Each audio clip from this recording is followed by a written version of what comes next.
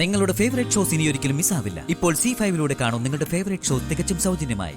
നീ സംസാരിക്കുന്നത് ആർക്കു വേണ്ടിയാണെങ്കിലും എന്റെ മുമ്പിൽ വന്ന് നിന്ന് ഇങ്ങനെ ഒരു ആവശ്യം പറയാൻ നിനക്ക് എങ്ങനെ തോന്നി സുമി? ഒന്ന് സമാധാനപ്പെട്ടൂടെ? ഇങ്ങനെ ദേഷ്യപ്പെടല്ലേ? എല്ലാം അറിയുന്നവളാ സുമി നീ. എന്നിട്ട് ഒന്നും അറിയാത്ത പോലെ എന്റെ മുമ്പിൽ വന്ന് നിന്ന് ആവശ്യമില്ലാതെ വർത്താനം പറഞ്ഞ ഞാൻ ദേഷ്യപ്പെടും. എന്റെ ഇഷ്ടത്തിനാണ് ഞാൻ കമ്പനി നടത്തുന്നത്. ഇന്ന് വരെ മറ്റാരുടെ അഭിപ്രായങ്ങൾ ഞാൻ ചോദിച്ചിട്ടുമില്ല. എനിക്കതിന്റെ ആവശ്യവുമില്ല. കമ്പനി എങ്ങനെ നടത്തണമെന്ന് നീയാണോ എന്നെ പഠിപ്പിക്കുന്നത്? ആണോന്ന്? അയ്യോ, ഒന്ന് നിർത്തൂ ഗിരി, പ്ലീസ്.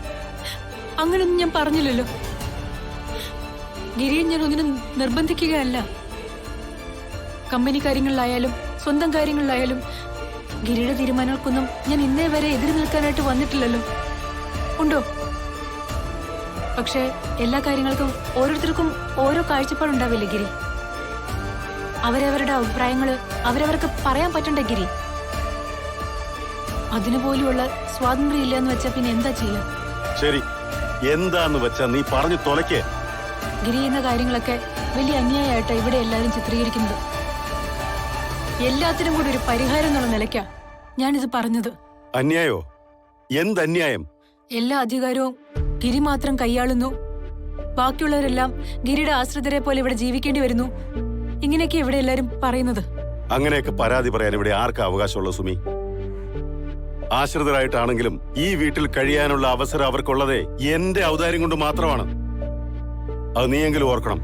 ഞാൻ മാത്രം അത് ഓർത്തിട്ട് മറിഞ്ഞിട്ടും കാര്യമില്ലല്ലോ ഗിരി. മറ്റുള്ളവരുടെ മുമ്പില് ഗിരി എപ്പോഴും മോശക്കാരനാവല്ലേ? ആയിക്കോട്ടെ, എനിക്കതൊരു വിഷയമല്ല. ഞാൻ ആരുടെയും ചെലവിലല്ലല്ലോ ഇവിടെ ജീവിക്കുന്നത്. സത്യത്തിൽ ഈ പരാതി പറയാൻ നടക്കുന്നവരെ എല്ലാത്തിനെയും കുടുംബത്തോടെ അടിച്ച് പുറത്താക്കിയിട്ട് പടിയടച്ച് പിണ്ടം വയ്ക്കുകയാണ് വേണ്ടത്. അത് ചെയ്യാത്തതാണ് ഞാൻ ചെയ്ത തെറ്റ്. അങ്ങനെ പറയില്ല ഗിരി. അവരുടെ കൂട്ടത്തില് എന്റെ അനിയത്തിയുണ്ട്. കണ്ടില്ലേ, ഇതാണ് ഞാൻ അന്നേ പറഞ്ഞത്. ഇതാണ് ഞാൻ ഭയപ്പെട്ട കാര്യവും. അത് സംഭവിക്കല്ലേ? നിതീഷും നിന്റെ അനിയത്തിയും തമ്മിലുള്ള കല്യാണം ഒരിക്കലും നടക്കരുത് എന്ന് ഞാൻ പറയാനുള്ള കാരണം ഇത് തന്നെയായിരുന്നു സുമിത. എന്നെ കയറില്ലാതെ കെട്ടിയിടാൻ അവരൊരുക്കിയ ഒരു കെണിയായിരുന്നു ഈ കല്യാണം. നീ ഒരു മണ്ടിയെ പോലെ അതിന് നിന്നു കൊടുക്കുകയാണ് ചെയ്തത്. പക്ഷേ അന്നത്തെ സാഹചര്യം ഗിരിക്ക് അറിയാവുന്നതല്ലേ? അവളുടെ വയറ്റിലൊരു കുഞ്ഞ് വളരുന്നുണ്ട്. അതിന്റെ അച്ഛൻ നിതീഷാണ്. ആ ഒറ്റ കാരണം കൊണ്ടല്ലേ എന്റെ വീട്ടുകാർ ഇതിന് നിർബന്ധിച്ചത്. ആയിക്കോട്ടെ, എല്ലാരും ജയിച്ചല്ലോ, കല്യാണം നടന്നല്ലോ.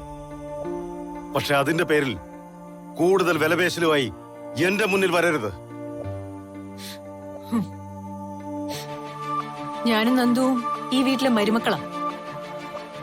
എന്റെ അനിയത്തിയും കൂടെ ഈ വീട്ടിലേക്ക് കയറി വന്ന സ്ഥിതിക്ക് അവളെ കുറിച്ച് ഞാനും ചില ഉത്തരവാദിത്തങ്ങളൊക്കെ കാണിക്കണമെന്ന് എന്റെ അച്ഛനും അമ്മയും ചിലപ്പോ ചിന്തിച്ചെന്നിരിക്കും.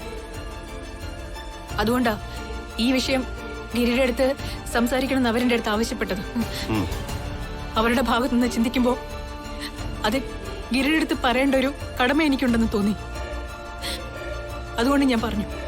അത്രയേ ഉള്ളൂ. നീയല്ല, ഇനി ദൈവം തമ്പുരാമെന്ന് പറഞ്ഞാലും നിതീഷിനി SS ഗ്രൂപ്പ് ഓഫ് കമ്പനീസിന്റെ പടി ചവിട്ടില്ല. ഈ തീരുമാനത്തിന് ഒരു മാറ്റം ഇനി ഉണ്ടാവില്ല സുമി. ഡൗൺലോഡ് ചെയ്യൂ C5 ആപ്പ്. കാണൂ എല്ലാ എപ്പിസോഡുകളും സൗജന്യമായി.